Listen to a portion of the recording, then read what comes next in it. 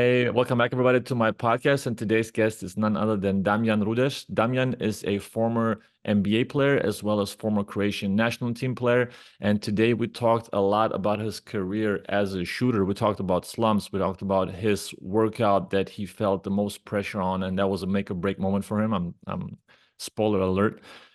We also talked about his Sunset Sports Festival that he's organizing, how he ventured into the business aspect of the sport and not into coaching. We talked about the fork in the road where he had to make a decision which way to go. We talked about the retirement process as well, how he went through it and how he approached retirement himself, and lots of other topics that you're going to enjoy. Please tune in. Please subscribe to this podcast. Lots more content coming, and see you soon. Thanks for being here. Bye. Damjan, welcome to my world. Thank you so much for inviting me, my friend. It's a pleasure to be here. We made it. We made it. We finally made it. Finally. We did. It's been 2.5 years since we started talking about me jumping on the podcast, and then with the crazy schedules, we finally made it. Yeah, that's the basketball world we live in. It's just always always on the go, always in one country, out the other, and it's the never-ending blur of travels.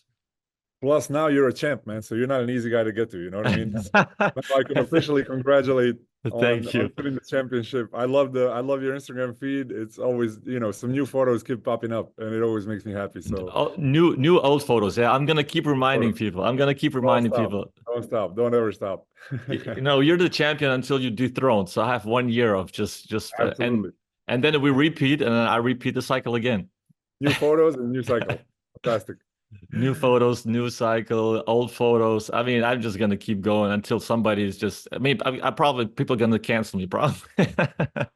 No reason to stop, man. So well deserved, and I'm sure people are very happy for you. And it's I'm sure it's a phenomenal feeling. Thank you. Do you think back on when you won championships in I believe in Croatia and Slovenia, you won the domestic championships? Yeah, Belgium as well. Belgium as well. Yeah, lost a couple of tight ones, unfortunately. But yeah, winning a championship is so special. But I don't think anything can compare to winning an NBA title. I mean, I think that's on a whole nother level. But yeah, we had some great, feelings and great parties after winning our championships. And, it's always nice, especially if you contribute, and then it's a good feeling. But just watching all the footage of, winning an NBA title, it just feels surreal. I think, even just imagining being there and having all those people chant for you and being on the world stage. I mean, just looking at all the stuff you posted, it's really phenomenal.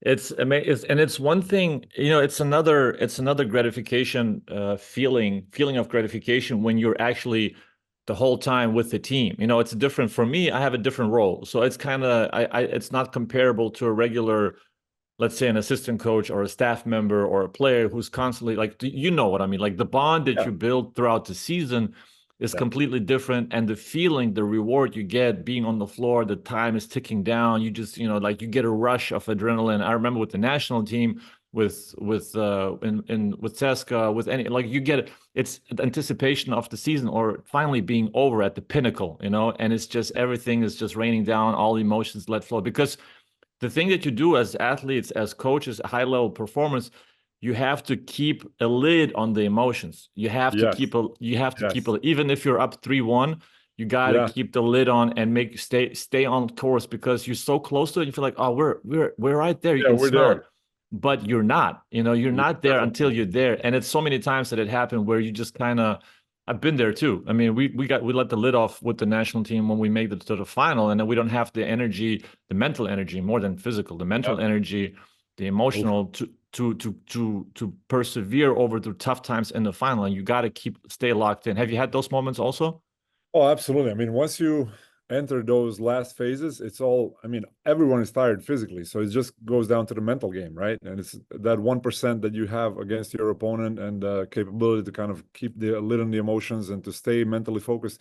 I saw it now a couple of times during the Olympics. You see it in different sports as well. Like people are up, like our tennis player Dona Vekic. She was up in the semifinals, and she was up 5-0 with and won the first set, and she almost, you could tell on her face she was starting to celebrate a little bit. She was kind of like, oh, I got this. And I was grabbing my head. I was like, oh my God, like this is not good. Even in tennis, like any tennis match can go, it can turn around. And like basketball, So you see it in different sports as well. But yeah, I've definitely been in some situations. In Monaco, we played the finals of the French league, and we had a home court advantage. We played against Le Mans, who wasn't really ranked as high as we thought they would be. They made it to the finals. Phenomenal team led by Romeo Travis, who ended up being the MVP. And we kind of thought like, oh, we got this. We're good. And then boom, you lose the last game on the home court in Monaco. It kind of, leaves a bitter taste in your mouth, but it ends up being a mental game, really. And you can tell by the way guys enter the locker room. You can tell by the guys' behavior, how everyone is, saying hi. Is everyone focused? The way people tie their shoelaces, the way people, look at the rim, the way they breathe. I mean, the little things that come into, it all adds up. It all adds up. It can't really be. It's not over till it's over, right? Like the Kobe quote: "The job is not done. The job is not done." Until the final whistle, and it's not for everyone. It's really not for everyone. People really forget. People forget it's competitors. Everybody, all of them are competitors. And I was talking because through the past 2013, 2015, we won in the semi and we lost with the national team and we lost in the final. And 13 actually was against Croatia when we won in the semifinals. We have to talk about that game. No, we'll just skip over that. But the thing is that when we won, I was talking to Coach Collet a year and a half ago. We had dinner together, and he was like, because France played after us, and they saw us celebrate. And they saw how the flow of emotions you let out, everything is just there, and we are just made it to the final. And Tony told him, like, we got them. If we make it to the final, we got them. Yeah. And that's the experience that they had in 2011. They did the same thing in 2011, where they won in Lithuania in the semifinal, and then they lost in the final. Because of that, they just let the emotions overflow. And you can't bring them back together. So it's a mix of experience and veteran leadership. Yeah, it is. Yeah, and you could tell it by USA team last night. I mean, that last night against Serbia was one of the greatest basketball games I've ever watched in my life.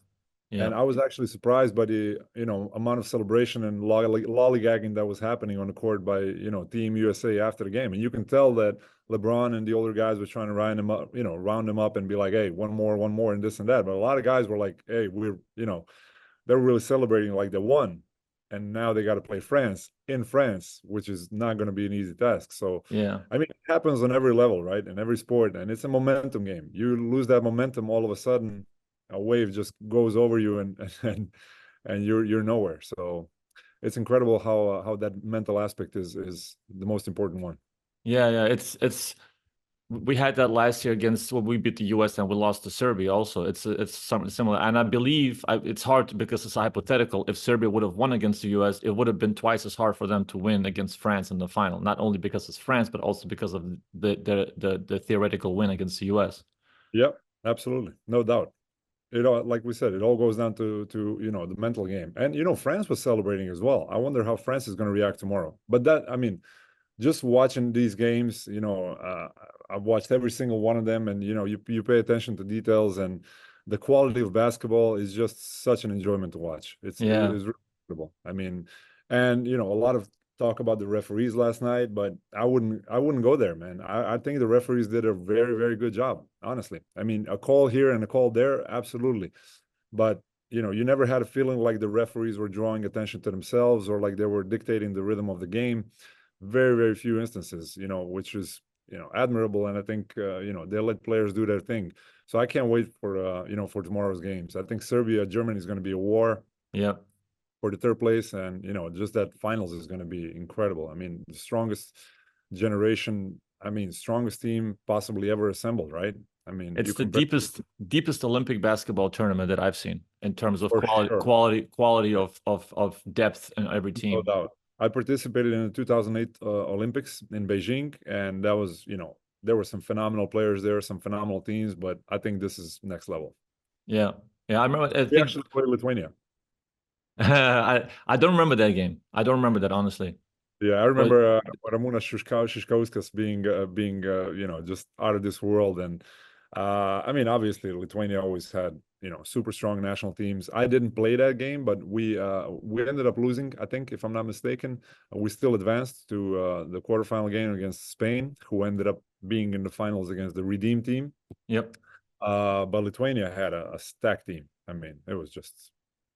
But that Spain final, that was something I remember. Spain, US, that was a good final. That was one of the that was the first time that Rubio was good. That was the first time that US had to fight through, and Dwayne Wade and Kobe with the ones that they did the business at the end. Yeah. That was a tough game. That was also one of the best ones I've ever seen. Honestly, I still to this day sometimes when I'm bored I go on YouTube and I watch that game, and especially like the Kobe 3 when he shushed out and against Rudy Fernandez, that was an epic moment. But just the fact that Spain was so close, I mean, so close but so far away, you could say, because US, being close is a very, very abstract situation. You're feeling like you're close, but in one possession they put you in your place, like they did with Serbia. Actually, I mean, it was literally one turnover, one fast break, and the game is over. Yeah, that's how it goes. Split decision, split moment, split second, and it's so close but yet so far, and it's like it's really that's why basketball is so fun, because it can change at any moment. You're up by 24, like Serbia was down 24 the game before that, and they come back. Like that's the beauty of the sport. It's mind-blowing. I keep talking to people the whole day today and commenting on the game. This is one of those games, any kid watches it and they're going to pick up a basketball and start playing basketball. They're going to pick up the sport and go to the playground and try to be a Bogdanovic or Jokic or a Steph Curry. There's so many guys today that, can serve as great role models for kids to go into sport. And just the emotion, all the storylines that got into that yesterday's game, Coach Pešić, him, being at the helm. Yeah. LeBron and Curry playing together, chasing their first, gold medal. Then Durant basically taking over that Kobe slot as, the designated killer that, takes the last shot. That was, I mean, you watched a huge shot. That was incredible. Like LeBron James played a pick and pop with Kevin Durant, threw him the ball without even looking at the basket. He just threw him the ball and got out of the way. We're talking about the best player, or one of the two best players or three best players ever to play the game. He threw it to KD. And then Carmelo Anthony on the sidelines just waving everybody off and telling everybody, get the hell out of the way and let him do his thing. And then Kevin Durant just, scoring that dagger. That reminded me a lot about that Kobe 3 in Beijing. It was the same feeling. I mean, this was obviously a semifinals. That was the finals game. But just, overall, a lot of interesting storylines. Joel Embiid playing in France, getting booed every time, and then being the key. Without Joel Embiid last night, they lose the game 100%. 100%. So I hope somebody writes a book or makes a hell of a documentary about this game yesterday. I think this one is going to go down as one of the greatest ones to ever be played. Was it a travel? Embiid? On Embiid? I don't know. When he scored on Jokic, or which one? Yeah, on that drive. On the drive? Yeah. I mean, you're gonna call that travel in that situation? I don't know. There's that's I don't know. It's zero step. Maybe you take that extra gear. I can see it go either way. I can see it go either way. I rather that. I'm happy they didn't call it.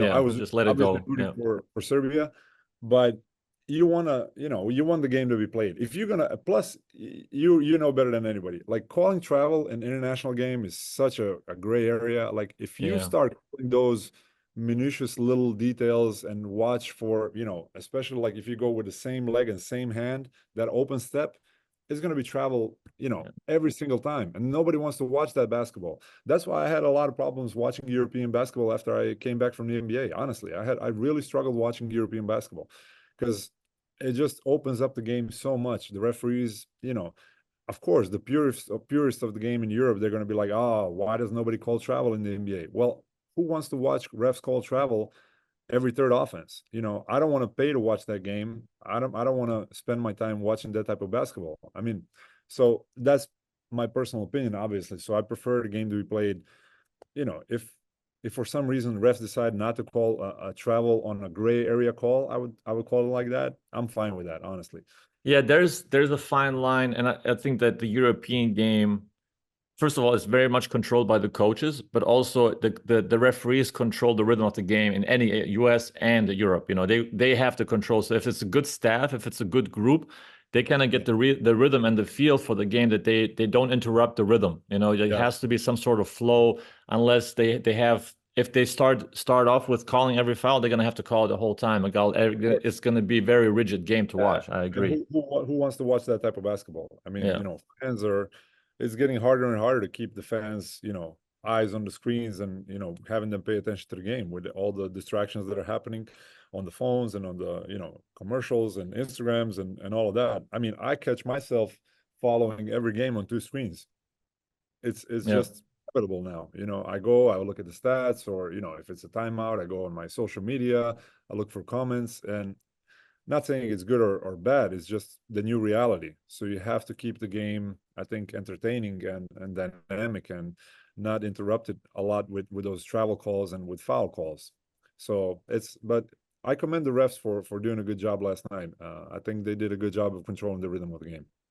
So I mean, you still sound very enthusiastic about the game after retirement, going into a different avenue. We're going to talk about the Sunset Sports Festival. That's something that you do right now. But in terms of enthusiasm, not losing interest in that, like, what's your aspiration when you watch the game now, being outside the player's career, you know, after finishing and starting a new identity, a new path? Yeah. What drives you? What's your inspiration to keep up with the stats, keep up with what's happening in the sport? Well, I'll tell you right now, very honestly, this is my third year in professional retirement, and for the first year and a half or 2 years, maybe even more, I really struggled watching basketball. So at one point, I actually stopped. I stopped watching basketball because I would see mistakes everywhere, and then things would just tick me off. And then I don't know if that was just, you know, the player in me, or if that's like a sort of a disorder that players have. But I couldn't watch a basketball game and enjoy it as a fan. And these Olympic Games is for the first time ever since I retired, and it started at the quarterfinals. I said I'm going to watch every single of these games, because, you know, watching 4 games in one day is, I mean, you watch games for a living, obviously, so, you know, for you it's nothing. But I had a kind of a step away from the basketball, just because I felt like I want to watch it with pleasure again. And those 4 matchups were incredible, and I watched all 4 of those games, and I said, wow, I really miss this, and this is high level basketball and high quality basketball. For a brief time, I was doing, worked as a color commentator for Arena Sport, a regional TV here in Croatia, and I did NBA games on Sunday night, and I really enjoyed it quite a lot. But then when you do those games, you don't really watch them as a fan. You know, I get prepared for the game for 2 or 3 hours before. I read all the articles, all the Twitters, X's. You know, you do the numbers, and then you're kind of prepared for a game. You actually go to work. So I didn't look at those like, oh, I'm watching a game that I like, because you always have to be in the moment, observant. You have to say the right thing at the right time, keep people, you know, interested so they can enjoy the broadcast. So this is for the first time ever since I retired that I'm actually watching the games and enjoying them, and, you know, and feeling the passion. I was really, really rooting for Serbia last night. I know a couple of guys on the team, but then again, when the USA won, I was also overwhelmed with, you know, their storylines, because you see Steph Curry, you know, greatest shooter to ever catch a basketball, jumping on LeBron James, and then hugging with, you know, Kevin Durant, and you're like, wow, like these are the 3 best players of generation, just, you know, with so much passion. They want to win. It's hard, you know, to be, you know, to not like that. So I definitely now have a newfound passion for watching basketball games, and I think like this season I'm going to get, you know, I'm going to try to watch as many more as I can. That's cool. That's something that's it. I can feel that. I can imagine that after you retire, you know, there's also a feeling of not contentness, not resentment, but more like a fullness, like just kind of exhaustment of basketball. You just have an overflow of information throughout your career, and always repetitive. It's the same thing, and you have, after you retire, and I feel that after I had injured, yeah, you see certain things when I was injured, and you start, and just it triggers you in a way where you like, you just don't know how to, and that was not healthy. So I think it's good to get away from it, and now you have a newfound inspiration, especially with the high quality Olympics like this is, and you have now maybe a different input, you know, from different angles to kind of take you on to your next steps that you aspire to do. Yeah, You see it through a different lens, definitely. So I think sometimes it's good to take that, step aside and let things come to you. I really didn't want to force it because I was really saturated. I think I was saturated with basketball, and I was just drained emotionally, physically, mentally. And when I reached my end, when I decided to retire, I was 100% done. My body could have went for another couple of years. I think physically now I still probably would be able to play at some level in a certain role, but just the mind was done. It was, no more practices, no more repetitive moves. I felt like I did my whole trajectory and my life cycle, from bottom to the top, all the way back to the bottom. And there was nothing left for me to kind of experience. One thing I do regret is maybe not sticking around a little more to pass the knowledge on to as a mentor to a younger guy in my position. But then again, I really felt like it wasn't meant to be. I wasn't, willing to put myself in a situation just to do it, just so I have to do it. I felt like I needed to take care of myself emotionally and to kind of close that chapter. So now I really feel that, desire and love for basketball coming back, which is, I think, is normal. When you do something, I played basketball since I was 7 years old, until I was 35. So that's almost 30 years of everyday basketball. So, you do anything for 30 years on a high level and with 100% dedication, I mean, you're going to get exhausted either way. Yeah, 100%. I know. I started to play because my father was playing. I started playing when I was 6, 7. Putting the ball in, and you were around the game, and there's periods of overwhelming emotions, overwhelming too much, and then there's where you got to get away. Also, when you're in a slump, I don't know how you were when you're in a slump. Sometimes it was good for me to get away from the game, to get away from the gym, to shoot less, to not think about it, and then to have just not feel the ball for a couple of days. I come back in, and then it's just kind of like it feels much lighter, much easier. Where in a slump and you go in the gym, it's the ball starts feeling heavy, the rim starts feeling smaller, everything is just off, and then you just kind of feel like, what the hell am I? Where is that? Where did I go? Like Space Jam, or where am I right now? So it felt good. Like just as soon as practice was over, or even on an off day, I didn't go in just to get away. Then you come back in, and then you feel like your legs are back again. It was much easier to get away and then come back. So I think it's the same with the mind. That's what I'm saying. 100%. I wish I would have known that, when I played. I was always a player that depended a lot on the hours I put in and the work. So I always relied on my work and the extra work, extra shooting, extra drills.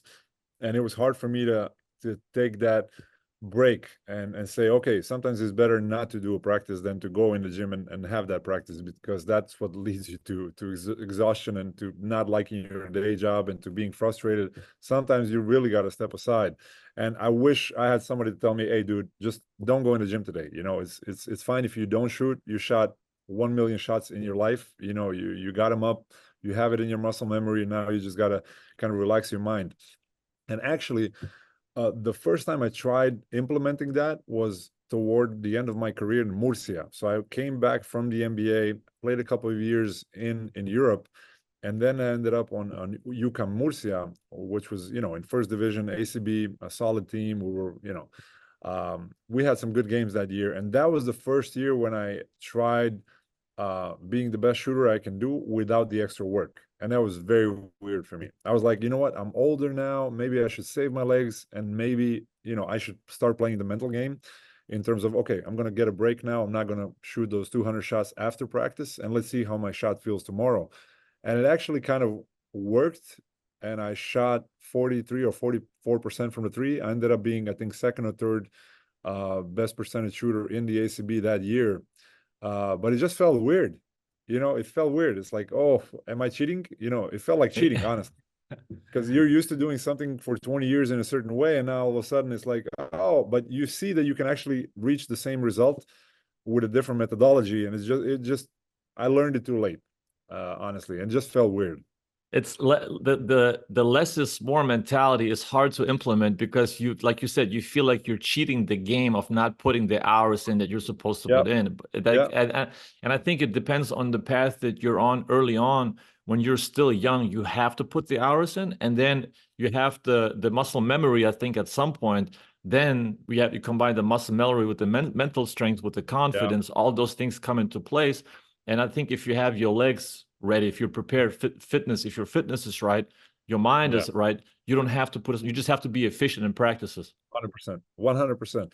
But it's also about the situation you're in. You know, the role you play, how many minutes you play, what is expected of you. I don't know. There's obviously a lot that goes into it. You know, not every team is the same. For me, I was toward the end of my career. I was a little frustrated with not getting a lot of playing time, and then it all kind of mashed together. But I was now looking in hindsight, when I left the NBA, I was not the same player anymore. You know, I finished my dream, and my dream was gone, and my dream was over. You know, I had a dream of making it to the NBA. I played there for 3 years, did okay. You know, really felt validated, appreciated, and I felt like I did what I needed to do. And then when I came back to Europe, something was missing. I was still physically and in terms of experience, I was better than ever, but the mental part was different. You know, you know what they say, hungry lions, they run faster, you know, and you know, I just felt like I wasn't hungry anymore to that extent that I would just, you know, go through a wall. You know, when you're climbing up and you want to get to the top and you want to play in those, you know, Real Madrids and Barcelonas and the NBAs, there's nothing that stops you. You're not tired. You know, you don't care what ball the game is being played with. You don't care if the floor is slippery. You don't care if the locker room is smelly. And then when I came back from the NBA, I started noticing like, you know, the little things just started getting on my nerves, and I felt like, oh wow, am I spoiled? Am I, you know, what's happening So with me? you became a little bit negative, a little bit more negative than you were before? I did. I really became negative, and for me, the adjustment from going from the NBA to Europe was very tough. It was very tough. I played all the levels of European basketball up to the point where I got to the NBA, and then coming back from the NBA, I had a hard time adjusting to the European basketball, especially EuroLeague, after coming back, which is crazy because it should have been easier, but it's definitely not. It was very Interesting. hard for me. Yeah. And you know what's even crazier? The 3-point line. I actually struggled getting adjusted back to the European 3-point line because I had to change my shot in order to be efficient in the NBA. I had to make it faster because the way I was shooting in Europe, it was, you know, technically perfect, but it was a bit slow for the NBA. So I made it to the NBA, and all of a sudden, for the first 4 or 5 months, everyone is blocking my shot. You know, I got Giannis Antetokounmpo running at me, and I'm thinking like, okay, I got this. And then you shoot it, and they touch it with the, you know, top of their fingertips. You're like, wow, I got to speed my stuff up. Otherwise, I'm going to get my shot blocked every time. So I had to change the, you know, momentum of my shot, the dynamics and the form of my shot. And then when I came back to Europe, I felt like it wasn't the same anymore. And it was very, very weird for me. So I did turn a little negative, but now looking in hindsight and analyzing everything and looking at it through, you know, obviously fresh set of eyes, I did come with a little bit of a negative, you know, attitude, and I was frustrated. And then, you know, it really didn't play out all that well for me after returning from the NBA. And that's something I really, you know, wish would have went a little differently. But, you know, in the end, everything leads you to where you need to be. You know, now those 3-4 years after the NBA led me to my retirement, and now I'm, you know, really, really content with how everything played out. So I wanted to dig on that because where do you think the negativity rooted from? Because was there like some sort of expectation effect that did not meet your expectation? Was there something, a bitter taste from the NBA that you brought with you? Was there negativity?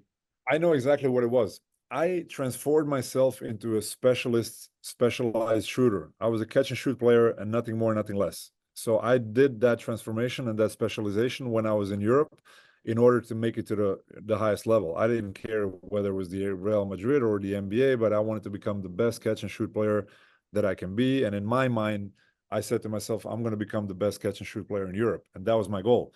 Where that's going to lead me, I have no idea. But in order for me to do that, I had to basically forget all the other aspects of my game. So I literally, you know, forgot how to dribble, forgot how to pass. I had no interest in dribbling more than 1 or 2 times. So I was basically just, you know, a role player. And it ended up working perfectly for the NBA because I found my place and I had my role. But then coming back to Europe, they expect you to do a little more, you know, especially coming from the NBA. They expect you to post up. They expect you to grab a rebound. They expect you to do this, do that. And I didn't have that in me anymore. Or you know, I let it go. I kind of let it go, and I didn't feel like relearning all of that and changing my style of play again. I kind of lost that power of adaptation. I just wanted to catch the ball and shoot the ball, and I was really one-dimensional toward the end of my career. And that was when frustration came in, because I felt like I didn't blend well with the style of play in Europe anymore. To where I played in Europe before going to the NBA, I was much more versatile. I did many different things when I played for Zaragoza. But then after I specialized for 3-point shooting, I felt like that kind of hurt me in the long run. It led me to where I wanted to go, but then coming back to Europe, I felt like it wasn't the same anymore.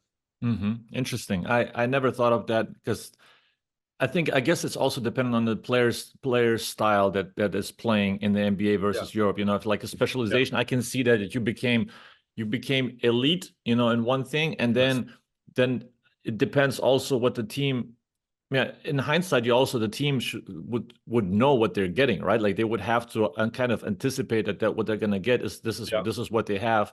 And being in an NBA for 3 years is not the same thing as being in an NBA for 3 months and then coming back, So it's kind of like you already had an adapted role, and you had your niche, and you had your particular way of playing. So there's also an expectation effect from the team side. I think that when they're getting a player, that they have to know in terms of how to use it, which kind of system is going to come into, and how to kind of make him flourish in that system in a new environment.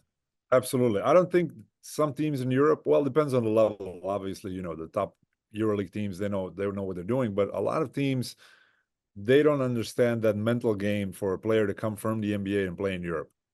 When you come from the NBA, I had that feeling, and I was like, what is wrong with me? I was playing for Valencia, I think, and we play Real Madrid, and it's the highest level possible game in Europe that you can imagine. I mean, it's it was a EuroLeague game, and it wasn't even an ACB game, so very, very important, high level, super pressure game. And I felt like, oh, this is weak compared to the NBA, which is crazy, which is really crazy. But you come from the NBA, the lights shine brighter. There's celebrities in the front row. The floor is, polished perfectly. Everything is incredibly organized. You fly private, and then, you go to a level down, and you're like, oh, this is not the same anymore. The feeling is not the same. The sensation is not the same. The environment is not the same. So it kind of starts playing with your mind, and you're like, oh, do I really want to be doing this? If I'm never going to reach that level again, does it make sense to play anything below it? Not to say that necessarily has to be your state of mind the whole time, but those are the issues and thoughts that players for sure are getting when they come back from the NBA. Not saying if it's good or bad, but it's just normal. You see it once, and you're like, oh, how do I function now? I have a good metaphor. You go fly business class or first class one time, and then you have to go back to economy. There is a difference. I mean, no, you can adjust, you can deal with it, but then it's like, oh, it's very nice in business class. It's very nice. I mean, there's a different taste of it, different food, different service. You can compare that to the media attention, to the, like you said, celebrities. It's a completely different aura. And then you go back to economy. It's like, all right, that's cool. I mean, we're still traveling, I understand. That's a great comparison. So, like I said, I think those things are normal. It's just a question of, having that person in the team saying, hey, we got to figure out how to, get this guy right mentally, and to present, objects or challenges here that you can kind of strive for, or, it's a different motivation. It's just different. So, and obviously it's very individual. Not saying that what happened to me would happen to any other player. There are players that don't care where they play. They're going to go 100%. They're going to be hungry until their feet fall off, or until the wheels fall off. I wasn't that guy. I definitely wasn't that guy. I put all my life, all my energy, all my effort into making it at the highest level. And then once I started dropping back down, it really affected me mentally. And that it really showed in my performance. So when you retired, what learned behaviors or patterns or programming that you had as a player did you have to unlearn when you retired, when you went into past the players left? What are some learned behaviors that you had to unwire?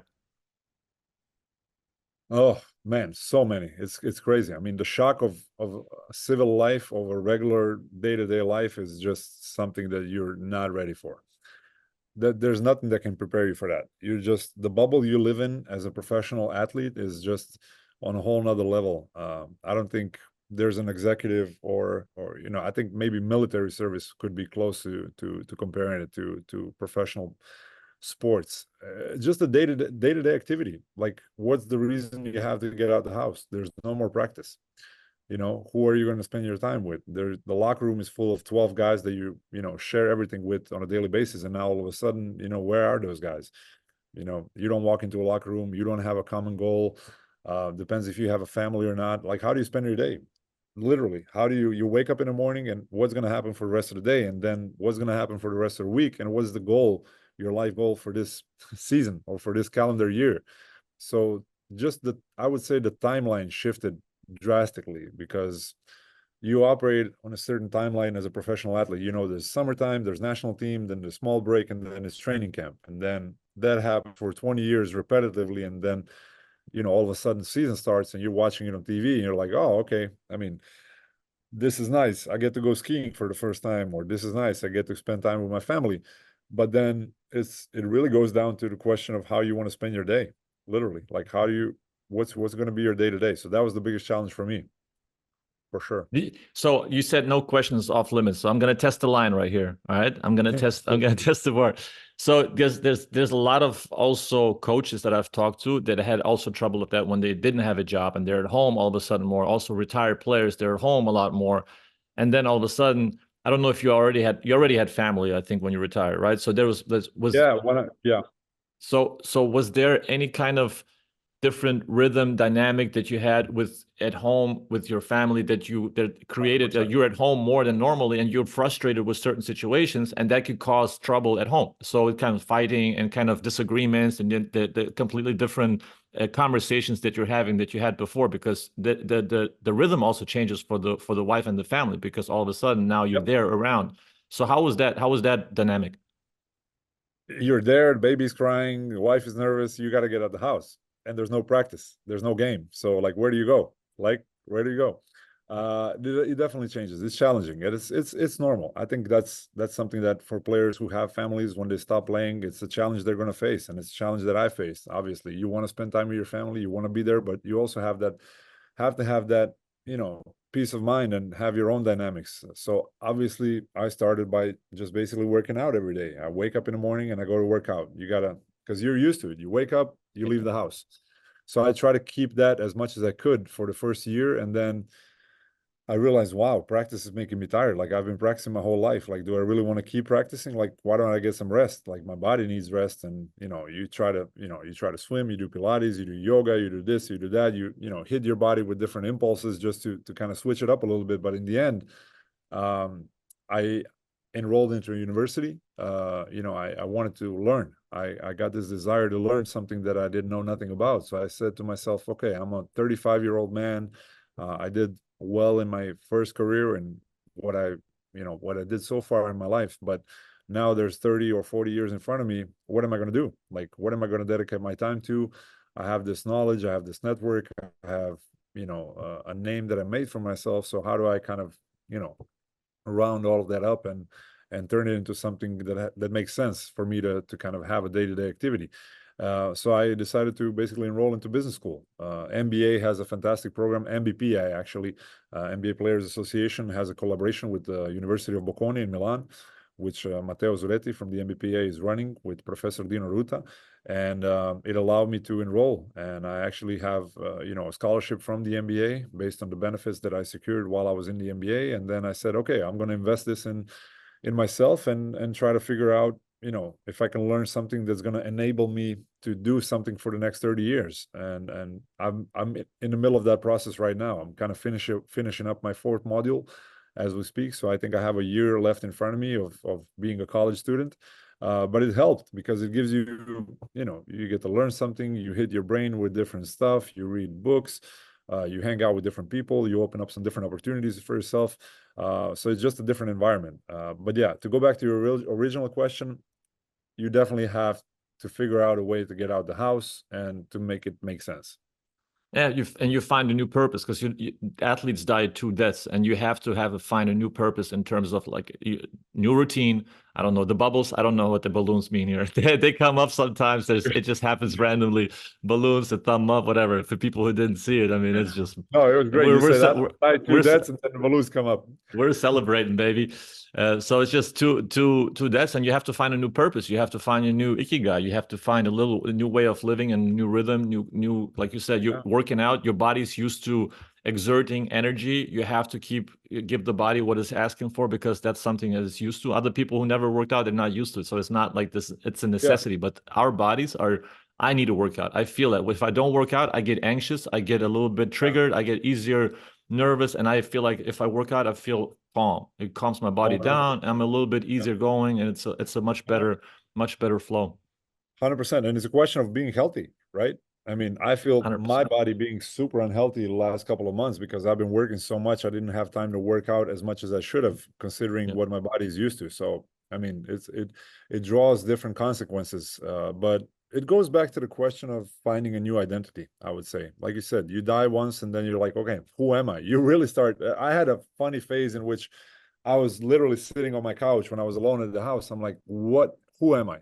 Like literally, do I really want to be that guy who, you walk the street and is like, is that him? Like, no, it's not him. He used to play, like, didn't he play? Maybe he played, somebody knows your name. And then actually there's an anecdote that really put things in perspective for me. When I played in the NBA, Bojan Bogdanovic and myself, we were the only two Croatians in the NBA. So there was really a lot of people in Zagreb and in Croatia that knew me, knew my name, they follow basketball. So people would approach you, and you can tell when you walk the street, people recognize you. They're like, oh, that's him, that's Damjan.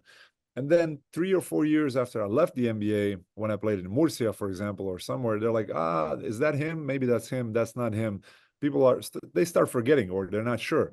And then one night when I stopped, I was toward the end of my career, and I was walking my street toward home. Literally, I was walking in my neighborhood, and a guy walked by me, and he was walking his dog. So, it was like a rainy evening, and I'm walking toward my house, and he kind of looks at me, and I could tell he was exploring my face, and he was like, "Hey, didn't you used to play basketball?"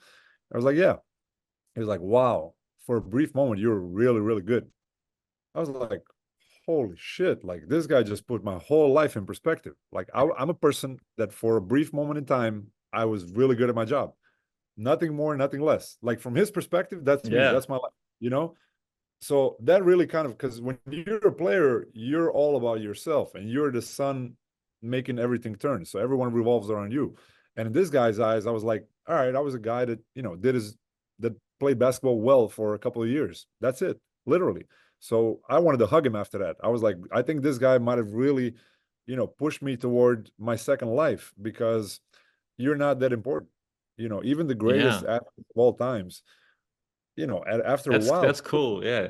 people just It put a lid on it. He put a lid yeah, on it. put a lid on it. Put a lid on it. He really gave me a closure.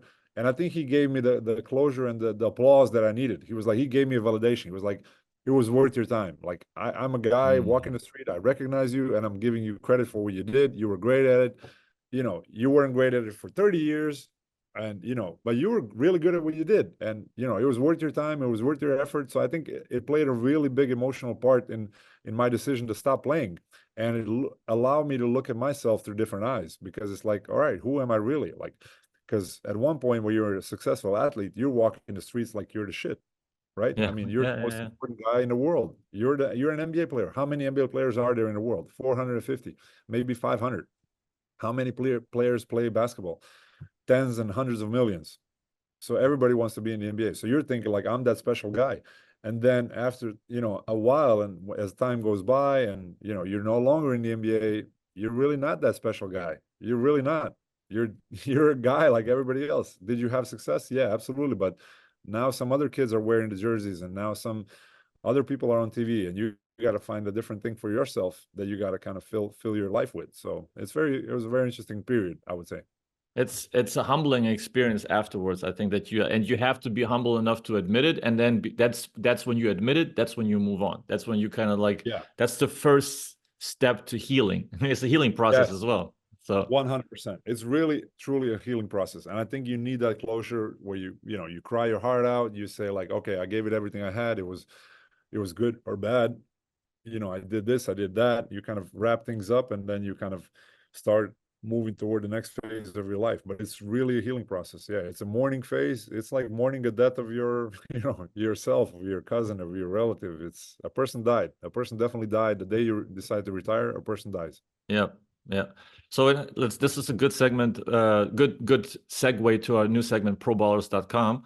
And I'm gonna share my screen with you, and we're gonna check something out. We're gonna check something out. All right. I'm gonna show I you have a no idea little what to expect now. I'm actually excited. bit. All right, you see the screen here? Yep. All right. So I'm gonna type in your name, and you're gonna come up here. So I'm gonna go to games right now. So everybody Okay. who's not watching can go to proballs.com, type in a name. I'm signed in with my name. You can favorite a player, follow him. And then I'm gonna go to your first NBA season, which was 15, 16? I think 14, 15 was my first year. 14, I think that 15. was, Yeah, yep. 14, 15. Yep. So now Yeah. I was looking at that, and now we're looking at your first Wow. game, Philadelphia 76ers. Yeah. You had 15 minutes and zeros across the board. Zeros across the board, -2 baby. efficiency, a very poor day. The team wins. That's a good sign. And then you Yeah. recover, and you play against Memphis 2 days later, and you have 11 points, 3 for 4 Yeah. three-pointers, 11 points, 20 minutes. So what Mm-hmm. shifted? What do you remember from that first game that you stepped on the official on the floor on an official game, and leading up to it, and then the change from the first to the second game? What do you remember from that? Yeah. Well, I was lucky enough to play, I think, 7 preseason games. So it kind of gives you a sense of what regular season is going to be like. It wasn't that much different, I would say, just in terms of the speed and the, going up and down the court and the physicality. But I'm not gonna lie, I was nervous. That first official game, we played at home, and I shot 2 very bad shots just because I had a feeling like I got to get them out of my system. It's like, okay, I'm a shooter, I'm on the court, I got to get my shot up. And they ended up not falling. I really struggled heavily with my legs for the first 3 or 4 months until New Year's, I would say. I really had trouble adjusting to the speed and to the, the 3-point range. I felt like all my shots were short. Everything ended up hitting the first rim, and I really didn't feel all that well. And then I had a conversation with Coach Vogel, who had a lot of trust with me. I could tell even in preseason, and the way he was talking to me, he was very calm. He was like, once you get your legs under you, you're going to be a 60% shooter in this league. And I said, like, wow, I feel like that's really something that could happen, but obviously that's a process that I got to go through in order to get to that point. He was just, don't stop shooting the ball. And then, funny enough, my first NBA points came against one of my idols, Vince Carter, who played for Memphis Grizzlies. And I just had a mindset of, all right, I'm going to go in, take my shots, and whatever happens, happens. These guys signed me to a 3-year contract. So if they want to fire me after, a bad first week, I guess, it's not meant for me to be. But I felt like they had trust in me, and they knew I was going to perform well and shoot well, just because I put in a lot of work. I got my shots up early, before practice, after practice.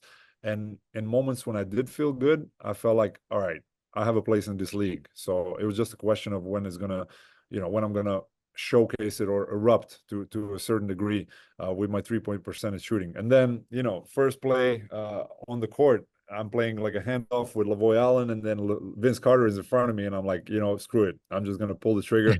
Then, as a shooter, once that first one goes in, Yeah. it's done. It's like it's immediate heat check. Yeah. You want the next one, and then I remember shooting. I think I hit 3 consecutive threes in, I think, first quarter, in the first couple of minutes of me being on the court. And I remember Courtney Lee, yelling like, "No more for him, no more for him!" Like, no more for him. I'm gonna start guarding you. Like, I'm gonna lock you down. He was threatening to start, guarding me himself, and I was like, I could care less about who's guarding me right now. I feel hot. I'm the new kid on the block. I can shoot it, and let's see what happens. So you kind of get that first wave of arrogance coming to you. You're like, all right, I have an NBA jersey on. I'm on this floor. People are rooting for me. There's no reason for me to feel inferior. So once the shots start falling, you're like, all right, this is going to be okay. So that was the first couple of games. And then it was I had a lot of ups and downs until, I would say, February. I think it was until February where I got my rhythm. Yeah, I couple of can good see how it games there. started. Yeah. Yeah, but I was really happy that I played most of the games that year. I think 60 something games. I missed some of them due to illness. I even started 2 games, and I really felt trust from all of my team. I could tell how happy they were when when I was scoring the threes, and I could tell that Coach Vogel really had a lot of trust in me. Even when we played big games against, high level players, we play against LeBron James. He's telling me like, I'm not worried at all about I remember this vividly. We're walking through the tunnel and he's telling me, I'm not worried about you guarding LeBron James. I'm worried about you guarding Terrence Ross and like the little hopsy, fast guys. And, a coach saying that to you, I'm not worried about you guarding LeBron James. Even if he meant it or if he pretended that he didn't worry, it meant a lot to me. Obviously, nobody in the world can stop LeBron James, but it's just the fact of me being in front of him and having the faith of the team to kind of, it's a joint venture, obviously, stopping him. There's not one guy that can stop him. But hearing those words, it's like, holy shit, like this guy really has faith in me. So it meant a lot for my confidence. That's something I think is very important for coaches also to hear. I remember a small story. I mean, I played at a much lower level. I played in Division II in college, and I was a freshman, and the coach stopped practice, and I was a freshman starting, and the veteran group around me, which won a conference title before I got there, the coach stopped and it's like, look, if he's open, he has the neon green light. Give him the ball. He's going to shoot it every time. Nobody has to worry about anything. If he's open, he better get the ball. My confidence level just shot up twofold. It was that the percentages went up. Everything I was shooting, bad shot, good shot, deep shot, and it was like it was cool. Like it was something that I was wondering if you would know your record of how many the most threes you attempted, because mine was 17. I had 17 3 attempts in one game. A Lithuanian that can shoot the ball. What a shock. What a shocker. What a shock. I've never seen that before. What's the most threes you attempted? I wasn't going too crazy with it, to be honest. I don't think I ever attempted more than 10-ish, 11-ish, 12. I had a great game in Cedevita. We played against Gran Canaria in the Euro Cup, and I scored 35 points. I scored 8 threes. So I think I might have missed a couple, maybe 1 or 2 or 3. So, but I never shot like, 15 or 16, or there were guys that were getting them up. And looking in hindsight, there were games where I could have eased my arm a little more and got a few more up. I think I could have easily went up to like 14 or 15, but I don't think I ever shot more than 12 threes in a game, to be honest. It says 10 right here. Oh, it's 10. In 2000, there we go. See? In 2010 against Cedevita against Zagreb. Okay. Yeah. See, which is strange because I was a 3-point shooter, but yeah, in the ACB you don't really get a lot of shots as a player. I mean, it's evenly distributed. You know how it is in the ACB. Nobody really gets to shoot like 40 times a game. But yeah, so I was just trying to make the most out of my shots. I was trying to be as efficient as I could, to be honest. That's actually what led me to me finding my niche and being specialized, because I was being frustrated because in Zaragoza, when I played, we had 8 import players. So all of 8 of us were, we had similar contracts, similar statuses.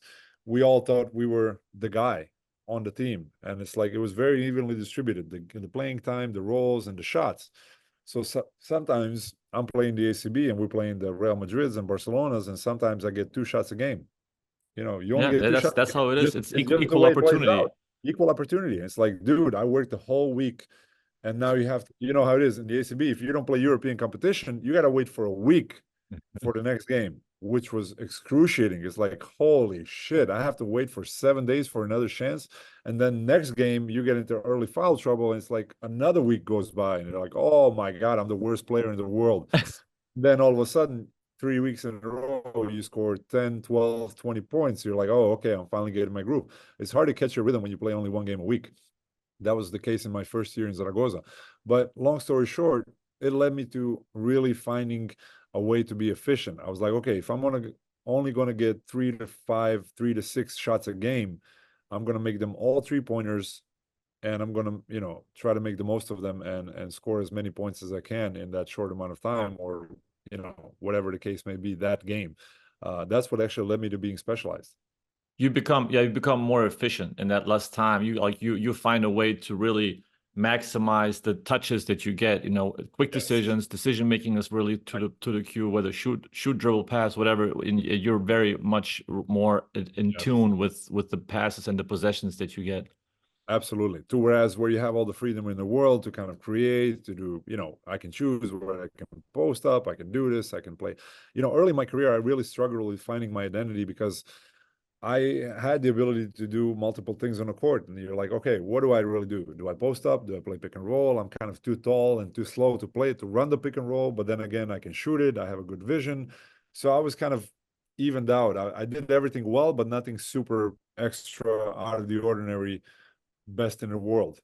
So it kind of led to really finding my role. I was like, okay, what do I do as a player?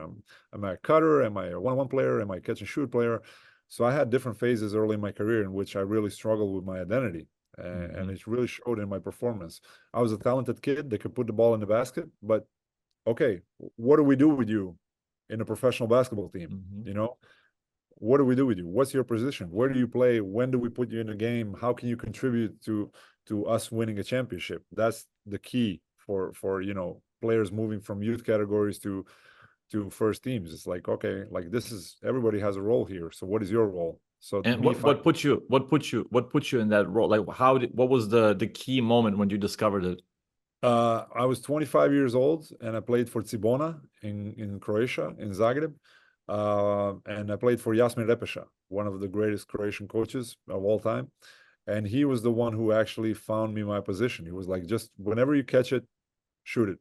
That's it. You're going to be great at it. You're going to be efficient at it. No reason to worry yourself with inventing basketballs for yourself or inventing shots for yourself. Like, don't kill yourself with being the creator. You're not the creator. You're the executioner. Like, the ball comes to you and then you execute.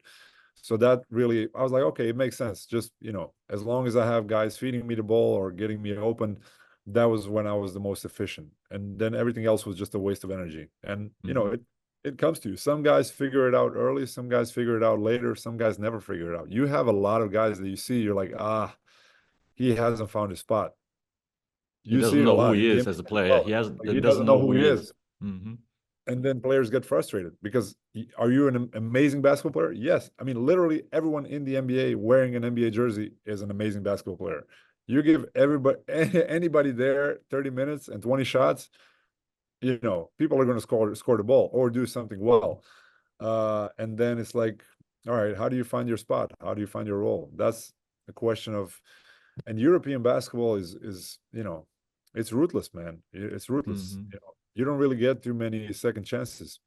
If you're playing at a certain level, you're either going to stay there or, you're going to drop or how do you advance through the levels? And I started playing in Croatia, so I didn't sign for Real Madrid or Barcelona immediately. I had to find my way through ups and downs. So it's very interesting. Now looking at it, it's fun to think about it, but you see it now with a lot of guys. They're like, oh, he hasn't found his role yet. He hasn't found his role. Aaron Gordon. I played with Aaron Gordon. Same thing. I played with Aaron Gordon in Orlando. He was trying to do everything. When I say everything, he was trying to run offense, dribble the ball up the floor, post up, play pick and roll, shoot threes. It's like, dude, like, what are you doing? And you can tell, but it's a question of putting him in a certain role so he can be the best at it. And now with Jokic and with Coach Malone, he's the most perfect fit for Denver Nuggets ever. And he led them, he helped lead them to the championship. And he's a perfect complementary piece, playing at that dunker spot, finding that pocket. But then again, you get Jokic out of Denver, what's Aaron Gordon's role there? Is he going to have another player doing that short roll and throwing the lobs at him? You take that away, his role changes, his identity changes. So just one example. I mean, obviously he's a phenomenal, guy, phenomenal player, but a great example of how to, a fit is so important for a player's career. Totally. Fit, timing, who you're playing with, who's above you in terms of hierarchy, who you're adjusting, because there's also alpha dogs going at each other. And then it's like, okay, now you kind of adjust to each other and you find your role, your niche according to who you're playing with, who you're playing for, which system. And, that kind of like, then you kind of molds into a new identity, a new team. And then you find your groove on same player finds his groove on a different team because the teammates and the hierarchy is different. I mean, it's a lot of times it takes also mind the right mindset to adjust to it. Also, the business side, like you said, the hierarchy, it's a perfect leeway to who's making more money than you on the team. You know, if the guy's getting paid $15 million per year, you're not going to play before him, you know, and you're making 1 million. If he's making 15 times more than you're making, it's very unlikely you're going to have playing time above him. I have a great example also from Orlando Magic. It was my last year in the NBA. Coach Vogel wanted me back. He went from Indiana to Orlando, so he took me with him. And in Orlando, I had a lot of players in my position. So that's when the game changed in the NBA. So threes became fours, four became fives. That was when Golden State won the championship with their lineup of death. And that's when the game got smaller. You know, everybody wanted to shoot. So I was kind of playing between 3 and 4, even though some games Vogel would put me at the 5. And I actually remember guarding Alexis Ajinca.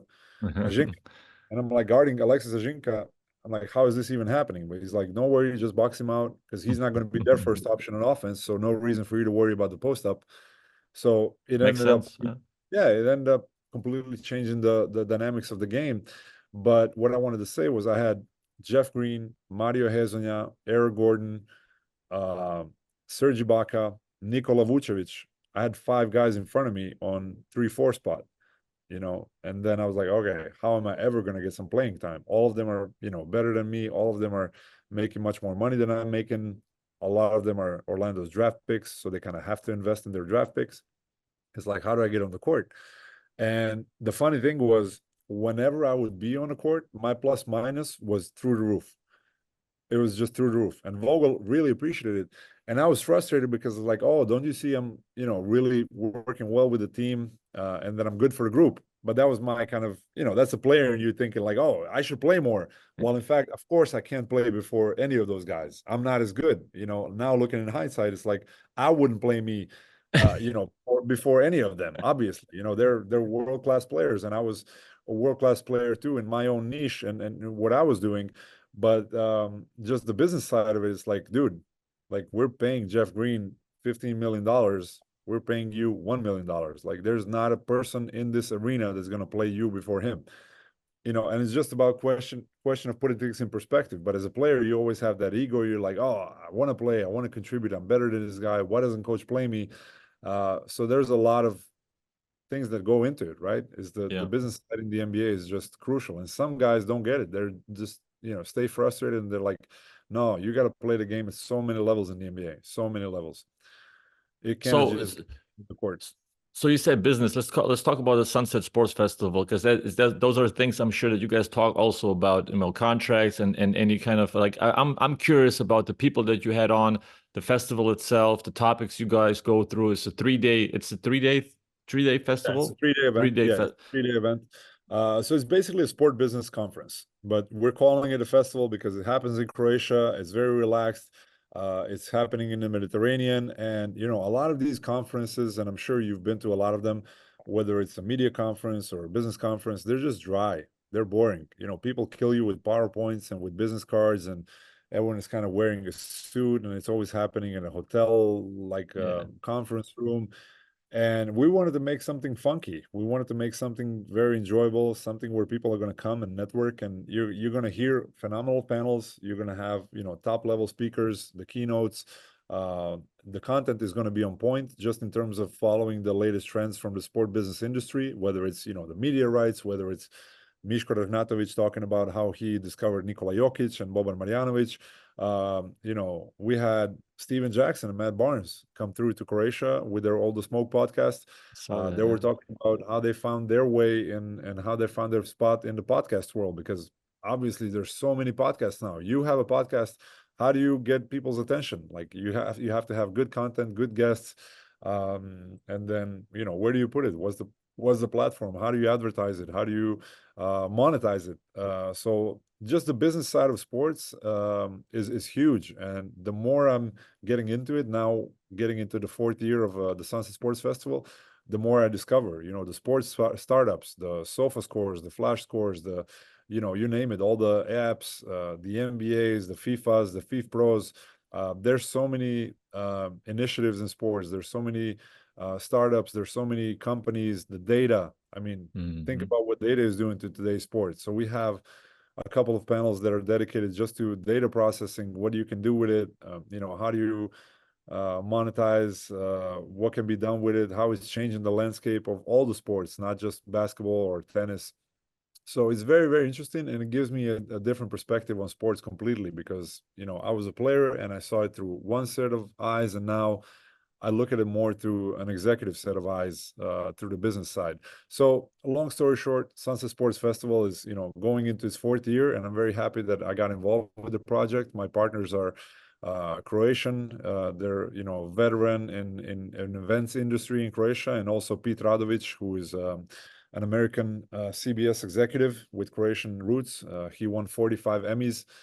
He's a person also involved in the project. So through him, we were lucky enough to bring Steven Jackson and Matt Barnes and Steven Espinoza, Alessandro Del Piero, Bill Belichick. We had Bill Belichick come through this year, which was incredible because he was sharing stories about Tom Brady and Boston's about his. own. Yeah. How did he get a No, Croatian passport?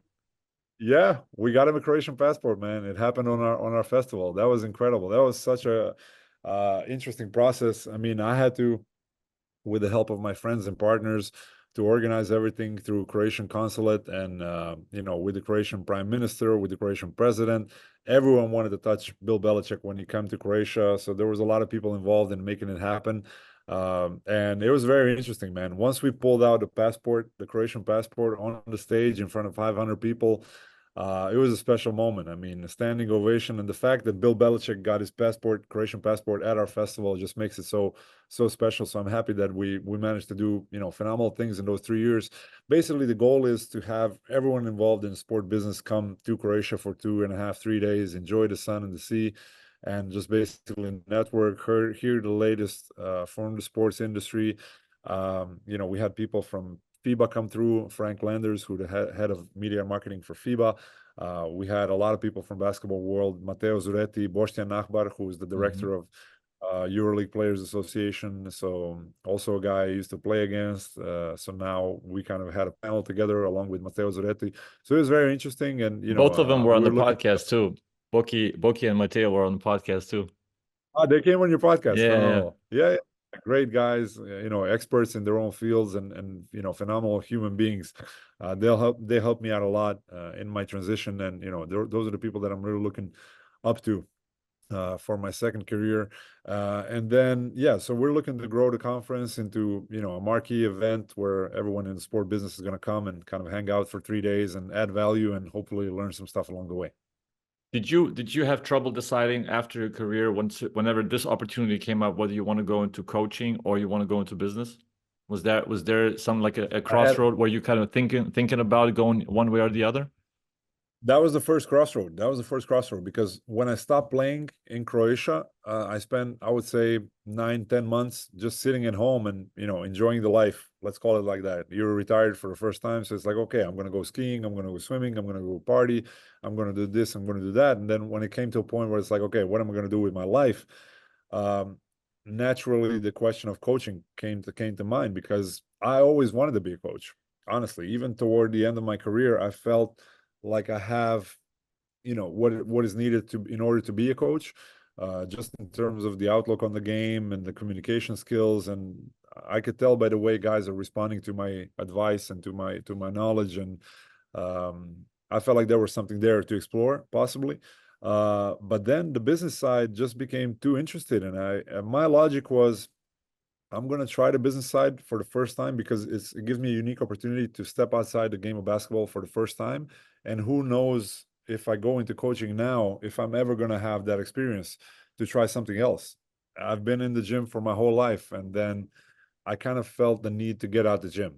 So in my mind, I'm thinking, okay, I'm going to try to do the business side for a couple of years, try to learn as much as I can, gather the experience, and basically experience the real world, the business world, and the regular life.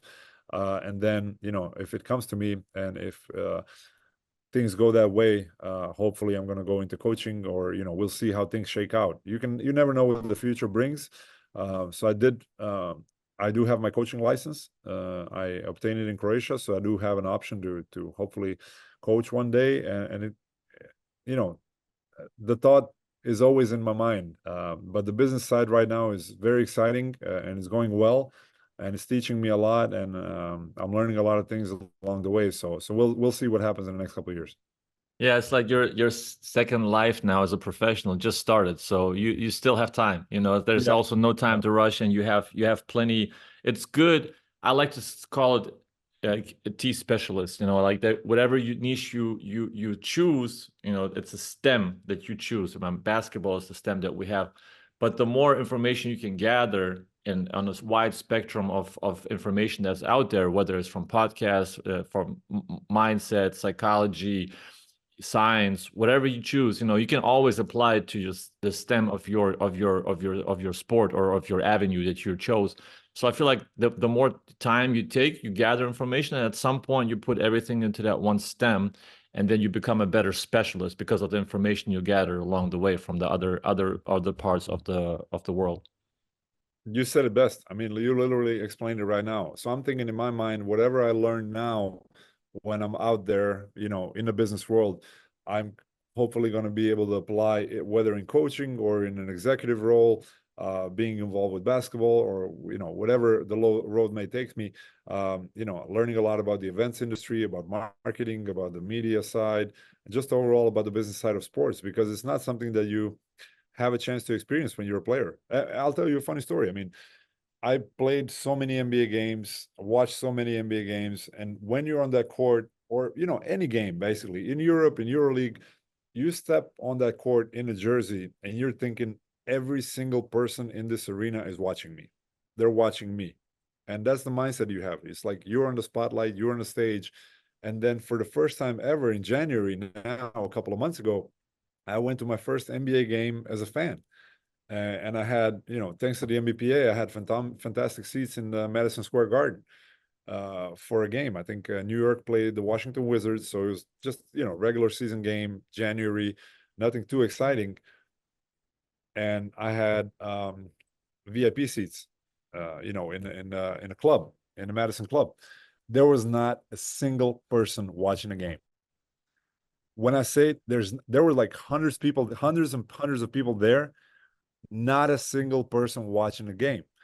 And I'm like, holy shit, like, how is this even possible? Like, what, you know, how arrogant was I to think like everyone is watching us? No, like, people come there, they network, they talk about business, they explore different opportunities, they open up different, you know, chances for themselves, they meet interesting people, and they talk, you know, whatever, life, business, basketball, and then you watch 10 or 15% of the game, honestly. If the And game is within that, close, you watch the end of it. if the That's game good. is close. So I was there with my friend, and I'm telling him as we're there, I'm like, what the hell is going on? Like, how is this even possible? How did I not see this when I was a player? And you get a completely different perspective on the NBA and on the business side of it and on life in general, because you realize, like, okay, you know, players are really not that important. Yeah, everything revolves around them, but, you know, the business side of it is just so much bigger, and people go to NBA games for, you know, as a release, as an outlet, as an entertainment. Any game in life. I mean, football in Europe, soccer, whatever, you know, you go for different reasons. And then yeah, it just opened up a whole new perspective for me, thinking like, okay, you know, me as a player and me as a businessman is just two different perspectives. Yeah, I'm sure it's another humbling experience. Yeah, It's a very good. much. Are you ready for my ATOs? Yeah, what are those? All right, I'm drawing up, not drawing up plays. I'm gonna draw up questions that you're gonna have to answer with the first thing that comes to mind, or first situation that comes to mind, first country Okay. that comes to mind. What's on top of your bucket list for traveling? Japan. Biggest sliding door moment in your life that it could have taken you a completely different way in your career. A moment when I'm walking in the Indiana Pacers practice facility and I'm by myself, and there's 30 executives there and Larry Bird sitting in a chair waiting for my workout, and, you know, 12 coaches on the floor. So, you know, you normally, when you do an NBA workout, you do it with like 5 or 6 different guys, and there's someone there, and you can always kind of tie your shoelace or get some water. Like this, I was walking into that arena by myself, you know, all eyes on me, literally, and it was a make it or break it moment for me to make it into the NBA. And that was the workout that changed my life. Imagine you have a box of everything that you've lost in your life. Just imaginary hypothetical box that you've lost in your life. What's the first thing you look for? Ooh, phenomenal question, man. Wow. Things I lost in life. And not just objects, right? We're talking about emotions, thoughts, Yes, time. yes. Oh man. I I wish I would have spent a little more time with my family. Yeah, my mother, my father, my brother. I mean, I was just away for so long and so much, and it felt like my parents really grew old, before I knew it. And thank God they're alive and well now. But my career just took me all around the world, and I live abroad for so long. So maybe first thing I would dig into that box and trying to find some more time, some quality time with my family. That's a cool answer. Yeah. Advice for players going into retirement.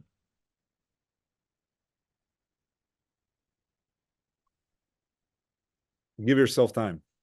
Stay patient with yourself. Definitely. No change comes overnight. So, you're not going to just shape shift from one lifestyle to another in 1 week. It's a process that takes 1, 2, 3 years. I really talk to a lot of guys, a lot of psychiatrists, a lot of psychologists, a lot of former players. As I knew I was entering my last year of my career, I called up 5 or 6 guys that are retired and I asked them the same thing. I literally did my homework. I was like, all right, what was it like for you the first week? What was it like for you the first year? What were the challenges? So you can kind of, you can prepare yourself to an extent and you can do that. And I would say not to worry yourself too much with dual career because that's a thing now. Like, oh, you have to be ready for your second career before your first one is over. I'm definitely not all up for that. I think once you stop playing, you can start setting yourself up. Obviously, it's a question of how much money you made, whether you can afford to kind of have that year off to figure out what you want to do. But my first advice would be stay patient and give yourself time. It's a healing process and it's a process that doesn't happen overnight. Advice from your current self to your younger self. Don't change a thing. Don't change a thing. Literally, everything happens for a reason. And my career was one step up and 2 steps back the whole time. I would think I made it, and then I fell off, and then I had to struggle to get back up. So it was really like, the ups and downs of my careers were crazy.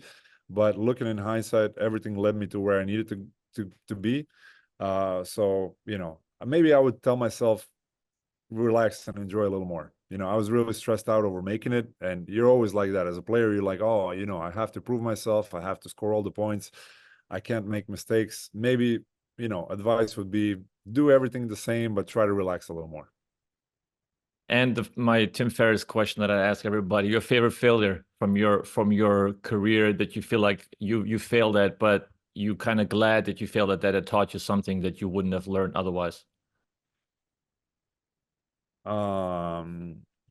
Well, my favorite failure was my first professional experience. I failed really drastically to start my career off. My first job was in Telindus Oostende, and I was 18 years old. I was a kid going from Croatia to play to Belgium, and I signed a 4-year deal. And I was hoping that was going to be my stepping stone toward the big teams. I said, okay, Belgium league is, I would say, mid-level. It's not the strongest league in Europe. I'm going to go there. I'm going to crush it for a year and a half, 2 years, and then I'm going to go to Barcelona. That was my mindset. And then I ended up riding the bench for 2 years and not playing. And it was a major failure. And it led me to everything I needed to know about professionalism, because that was my introduction to professionalism. It's like, okay, it's not cute anymore. You're not just a kid playing for yourself and trying to entertain a crowd and score the points. This is professionalism. People get paid money to do this and they feed their families.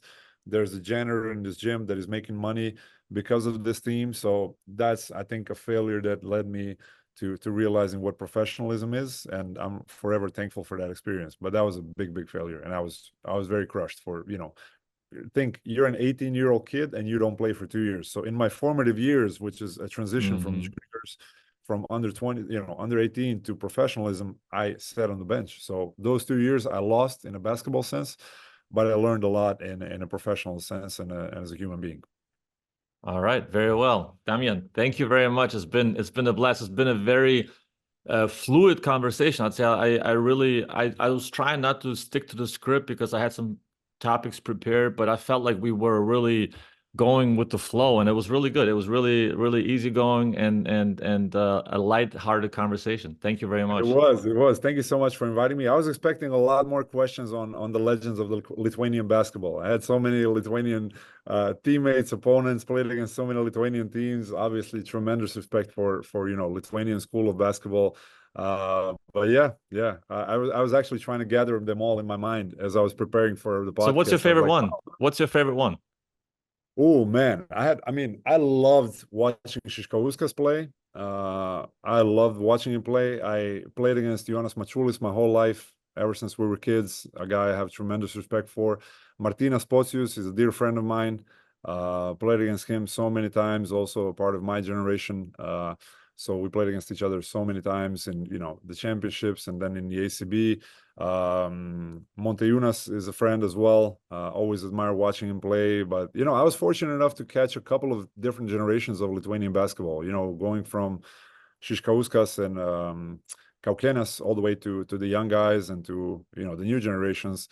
Tremendous players. Even in younger generations, you could tell. Lithuanians they were always a tough matchup for us. Krepšins. That's cool. That's cool. I'm gonna have to talk more about that when we meet in person. I hope that our paths will cross sooner than later. I'm sure they will. I'm inviting you to come to Croatia. I'll be there. I'll be there. I promise. I'll promise. Okay. All right, Damjan. Thank you very much. Thanks everybody for being here, and see you soon. Peace. Peace.